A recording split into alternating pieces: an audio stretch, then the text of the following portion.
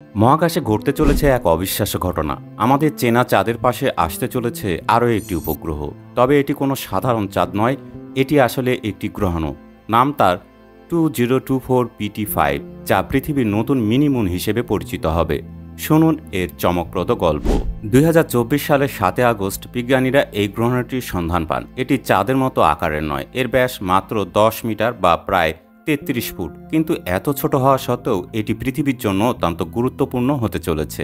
29 September থেকে 25 November পর্যন্ত 2025 PT5 পৃথিবীর মধ্যাকর্ষণ দ্বারা আকৃষ্ট হয়ে পৃথিবীর চারপাশে ঘুরবে, একেবারে আমাদের চাঁদের মতো। যদিও এটি আকারে ছোট, তবে এটি হবে পৃথিবীর নতুন উপগ্রহ, কিন্তু সাময়িকভাবে। বিজ্ঞানীরা বলছেন এই মিনি মুন শুধু পৃথিবীর চারপাশে ঘুরবে না, এটি মহাকাশ গবেষণার জন্য অত্যন্ত গুরুত্বপূর্ণ হতে চলেছে। এর দ্বারা তৈরি চৌম্বকক্ষেত্র এবং অন্যান্য বৈজ্ঞানিক তথ্য থেকে আমরা মহাকাশ সম্পর্কে অনেক নতুন নতুন জ্ঞান অর্জন করতে পারব। ঠিক 25 নভেম্বরের পর 2025 PT5 পৃথিবীর মধ্যাকর্ষণ থেকে বেরিয়ে যাবে এবং সূর্যের চারপাশে তার নিজস্ব কক্ষপথে ফিরে যাবে।